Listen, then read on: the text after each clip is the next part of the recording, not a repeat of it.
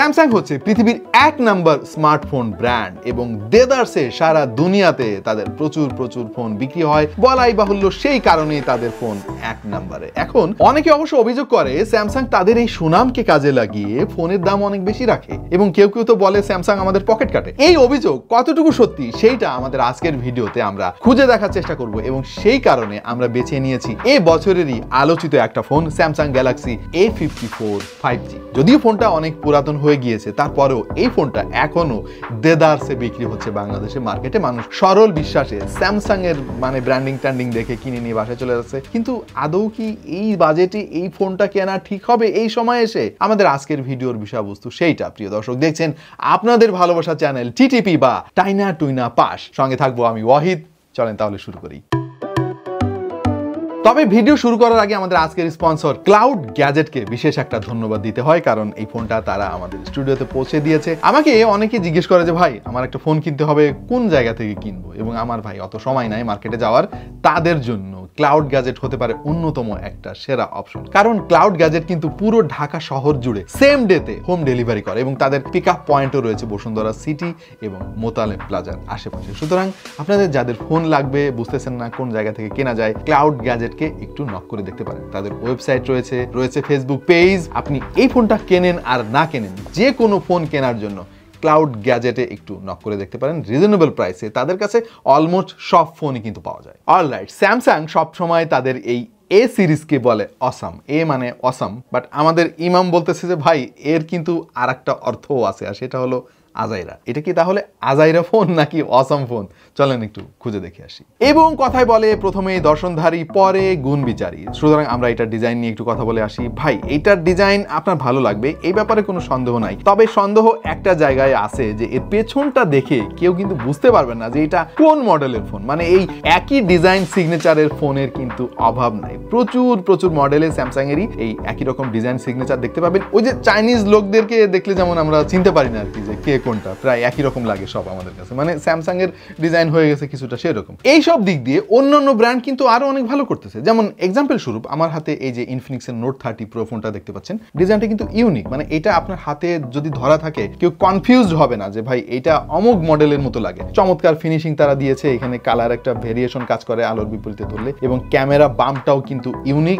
এর একটা পরিচয় আছে ভাই। সো ডিজাইনের কথা যদি বলি তাহলে স্যামসাং আসলে নতুনত্ব দেখাতে পারে না এখানে, তার চেয়ে বরং অন্যান্য ফোন আরো অনেক ভালো করছে, এই কথা আসলে নিঃসন্দেহে বলা যায়। পাশাপাশি এই ফোনের থিকনেস কিন্তু আমার কাছে একটু মোটা মনে হয়েছে। বিশেষ করে ফ্রেমটার দিকে খেয়াল করে দেখেন, দেখলেই মনে হয় অনেক মোটা ফোন। আর এটার বিল্ড কোয়ালিটি কিন্তু চমৎকার। পাশাপাশি এতে IP67 রেটিংও রয়েছে। ফ্রেমটা বক্স শেপের নয়, কিছুটা কার্ভড, এর ফলে আপনি হাতে ধরে অনেক আরাম পাবেন। সেই সঙ্গে এর ওয়েট ডিস্ট্রিবিউশনও চমৎকার। তবে ডিসপ্লেতে কিন্তু স্যামসাং A54 কোনো কার্পণ্য করে নাই ভাই। This is one of the best display in the market right now in this price segment. 6.4 ইঞ্চির একটা সুপার অ্যামোলেড ডিসপ্লে তারা ব্যবহার করছে, যেটা আবার 120 হার্জের রিফ্রেশ রেটও আছে, HDR10+ সাপোর্ট আছে, 1000 নিটস হচ্ছে এর ব্রাইটনেস। আপনি ইনডোরে বা আউটডোরে যেখানে যান না কেন ব্রাইট কন্ডিশনে ব্যবহার করলেও এই ফোনটা ইজিলি ব্যবহার করতে পারবেন। সেই সঙ্গে কর্নিং গরিলা গ্লাস 5 এর প্রোটেকশনও আছে। সেই সঙ্গে রয়েছে হোয়াইট ভাইন এলন সার্টিফিকেশন, যার ফলে আপনি নেটফ্লিক্স, অ্যামাজন প্রাইম সহ এই ধরনের প্ল্যাটফর্মের সব কন্টেন্ট ফুল এইচডিতে দেখতে পারবেন। তবে ভাই ঝামেলাটা হয়ে গেছে অন্য একটা জায়গায়।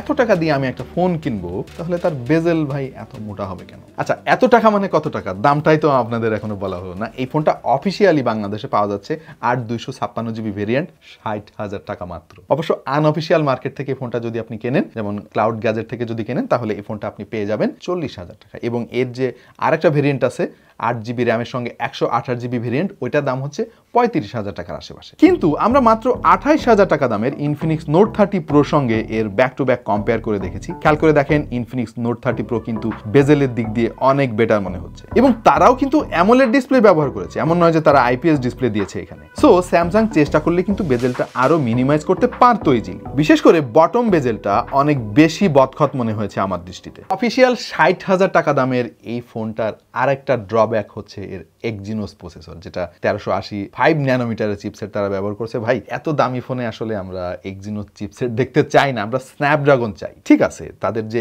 ইউআই এটা definitely one of the best UI in the market right now, but still আমার মনে হয়েছে যে এখানে আরো বেটার চিপসেট ডিজার্ভ করে। তবে ভাই এইটা র্যাম ম্যানেজমেন্ট নিয়ে আসলে প্রশংসা না করে পারছি না। অধিকাংশ অ্যাপ কিন্তু ব্যাকগ্রাউন্ডে অ্যাক্টিভ থাকে, যখন আপনি ওপেন করবেন পেছনের অ্যাপগুলা দেখবেন যে ওই অবস্থায় আপনাকে সে শো করতেছে। পাশাপাশি ওয়ান ইউআই এখন কিন্তু অনেক ম্যাচিউরড হয়েছে, মানে ও চ্যালেঞ্জ করতে পারে অ্যান্ড্রয়েড মার্কেটে, কিন্তু সে একরকম সেরাই বলা যায়। সো সফটওয়্যার নিয়ে আমার আসলে তেমন কোনো কমপ্লেন নাই। একটা জায়গায় এসে প্রশংসা না করে পারছি না, এখানে এই বাজেটের ফোনের মধ্যে ডেফিনেটলি আনবিটেবল, সেটা হচ্ছে এর ক্যামেরা সেটআপ। মেইন সেন্সর হচ্ছে 50 মেগাপিক্সেল, সেই সঙ্গে 12 মেগাপিক্সেলের একটা আলট্রা ওয়াইড সেন্সর আছে, রয়েছে 5 মেগাপিক্সেলের একটা ম্যাক্রো শুটার, আর সেলফি ক্যামেরা হিসেবে তারা ব্যবহার করেছে 32 মেগাপিক্সেলের একটা সেন্সর। সেই সঙ্গে সারপ্রাইজিংলি রয়েছে এতে অপটিক্যাল ইমেজ স্টাবিলাইজেশন, যেটা এই বাজেটের ফোনে খুব একটা দেখা যায় না। অধিকাংশ লাইটিং কন্ডিশনে এর ক্যামেরা কিন্তু চমৎকার ছবি তুলতে পেরেছে, এবং এর ডাইনামিক রেঞ্জ আর এর যে এক্সপোজার কন্ট্রোল, শার্পনেস সবকিছুই কিন্তু খুবই ভালো পেয়েছি আমরা। যেহেতু ওআইএস আছে, সুতরাং এর যে ভিডিওগ্রাফি সেটাও কিন্তু খুবই সন্তোষজনক মনে হয়েছে আমাদের কাছে। 4K রেজলিউশনে সর্বোচ্চ আপনি 30 FPS রেকর্ড করতে পারবেন, এবং 1080p তে রেকর্ড করলে আপনি সর্বোচ্চ 60 FPS দিতে পারবেন। সো ক্যামেরায় ভাই এটা খুবই চমৎকার, এই ব্যাপারে কোনো সন্দেহ নাই। খুব বেশি ডিটেইলে গেলাম না, কারণ অলরেডি আপনারা সেটা জানেন। এইবার আমি আলাপ করব যেগুলো আপনারা জানেন না খুব একটা আর কি। যেমন আপনি কি জানতেন যে ঘরে বসে 3D অ্যানিমেশনের কাজ করে লক্ষ লক্ষ টাকা ইনকাম করা যায়? আর আমাদের জন্য অনলাইনে ঘরে বসে এই 3D অ্যানিমেশন শেখার ব্যবস্থা করছে কিন্তু আমাদের সবার প্রিয় টেকালয়। হ্যাঁ, ঠিকই ধরেছেন, আমাদের সোহাগ ভাইয়ের টেকালয়। আর এই কোর্সটার নাম হচ্ছে ফাউন্ডেশন অফ 3D অ্যানিমেশন। আচ্ছা, এত কোর্স থাকতে আপনি টেকালয়ে কেন এই 3D অ্যানিমেশন কোর্সে ভর্তি হবেন? তার কারণ হচ্ছে এই কোর্সটির ইনস্ট্রাক্টর আরিফ আহমেদ স্যারের 3D নিয়ে কাজ করার 27 বছরের এক্সপিরিয়েন্স রয়েছে। এই লাইভ কোর্সটি কিনলে সাথে একটি রেকর্ডেড কোর্স ফ্রি পাবেন। কোর্স শেষে জব প্লেসমেন্টের ব্যবস্থা রয়েছে, সেই সঙ্গে রয়েছে টেকনিক্যাল হেল্প এবং সাপোর্টের ব্যবস্থা। সুতরাং 3D অ্যানিমেশন শিখে ঘরে বসে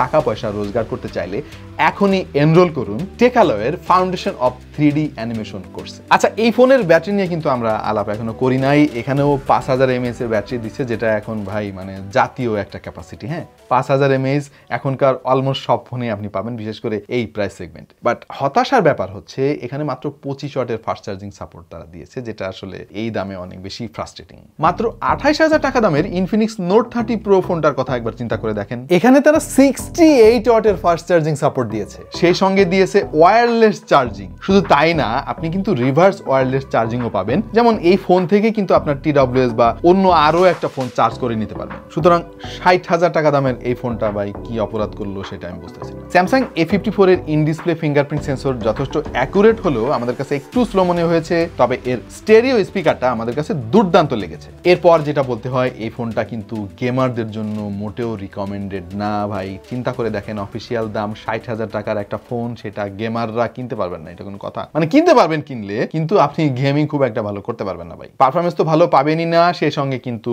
ভালোই হিটিং এর ব্যাপার স্যাপার আছে। হ্যাঁ, আধা ঘন্টার মতো গেমিং করে আমরা দেখছি যে ভালোই গরম হয় ফোনটা, যেটা এত দামি ফোনে আসলে আমরা এক্সপেক্ট করি না। হ্যাঁ, 10-15 হাজার টাকার দামের ফোন হয়তো তাহলে আমি মেনে নিতাম এই জিনিসটা। ও, আরেকটা জিনিস আমি খেয়াল করলাম, সেটা হচ্ছে এর যে 128GB ভেরিয়েন্টের ভার্সন আছে, সেটার দাম হচ্ছে 35,000 টাকা আনঅফিসিয়াল মার্কেটে, বাট 256GB ভেরিয়েন্টের দাম 40,000 টাকা। এই 5,000 টাকার ব্যবধান কেন ভাই? এখানে তো আমার মনে হয় ইনজাস্টিস করা হয়েছে। এত ব্যবধান তো হওয়ার কথা না। মানে ওটা যদি 35,000 টাকা হয়, তাহলে 256GB ভেরিয়েন্ট তো হওয়া উচিত ছিল 37,000 টাকা। আর স্যামসাং ফোন যারা কেনেন তারা খুব ভালো করে জানেন যে ভাই বক্সের মধ্যে কোনো চার্জার দেওয়া নাই, এটা নাকি পরিবেশের জন্য অনেক উপকারী, মানে যত বেশি চার্জার দিবে তারা পরিবেশের ক্ষতি হবে। হ্যাঁ, সো আমার কাছে কেন জানি মনে হচ্ছে যে কিছুদিনের মধ্যে তারা বলবে যে ভাই আমরা ফোনে ব্যাটারিও দিব না, পরিবেশের জন্য অনেক ক্ষতিকারী, আপনাদের যাদের পুরাতন ব্যাটারি আছে ওইটা ভরে ফোন চালাই নিন আর কি।